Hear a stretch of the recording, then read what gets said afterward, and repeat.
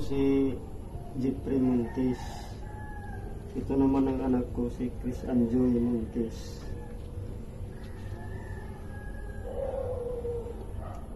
Gusto kong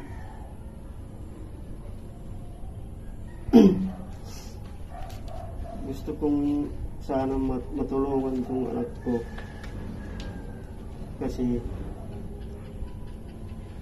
mataas yung creatinine niya. Pag naglalakad siya ng matagal, sumasakit ang tiyan niya at saka yung legs niya at saka binti.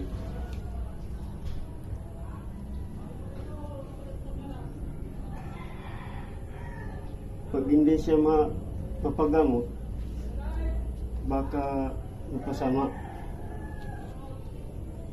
ma-dialysis.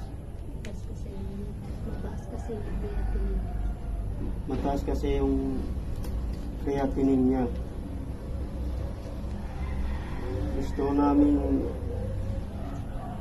humingi ng tulong sa inyo.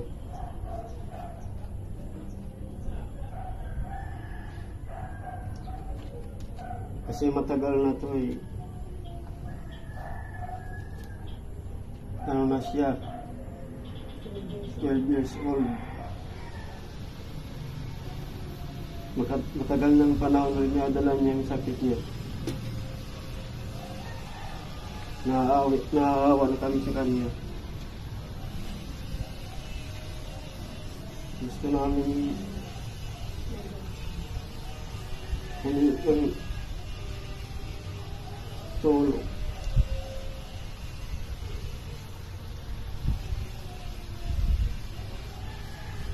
Para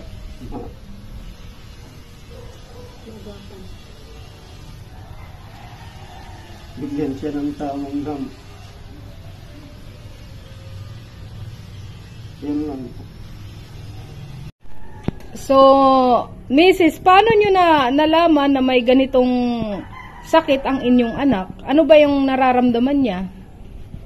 Yung nararamdaman niya, hindi niya alam. Masakit ang tiyan.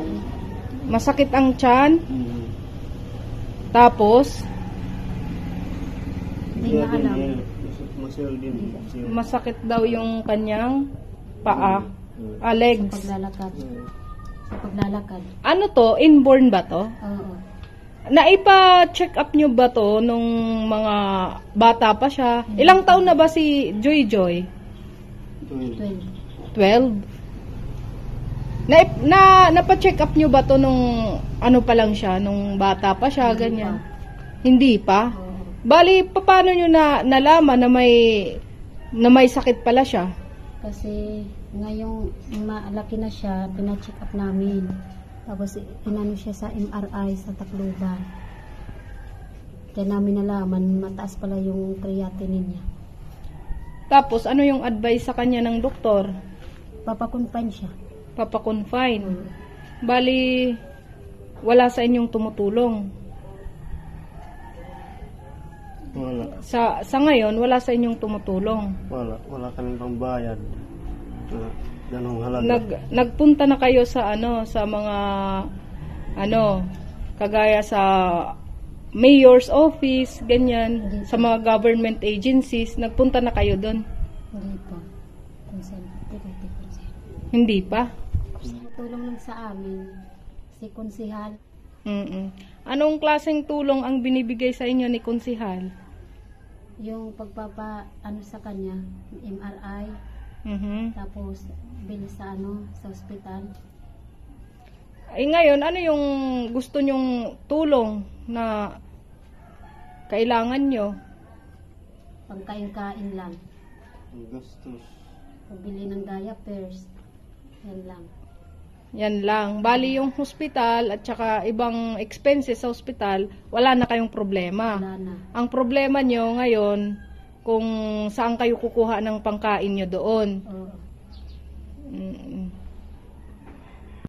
So guys, nandito nga tayo, may lumapit sa ating isang pamilya na nangangailangan ng tulong. Itong anak nila, itong anak nila ay may sakit na nararamdaman at mukhang hindi ordinaryong sakit. Nag-aaral to siya. Mm-mm. Kasali kayo sa Porpis. Hindi. Hindi kayo kasali? Hindi. Ba't hindi kayo kasali? Ewan ko, hindi ko alam.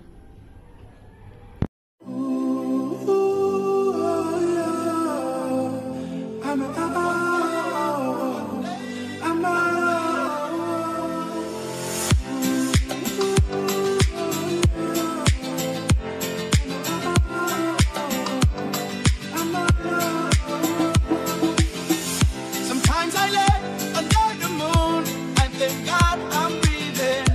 Then I pray, don't take me soon, as I am here for a reason. Sometimes in my tears I drown, but I never let it get me down. So when negativity surrounds, I know someday it'll all turn around, because all my life I've been waiting for, I've been praying for the people to say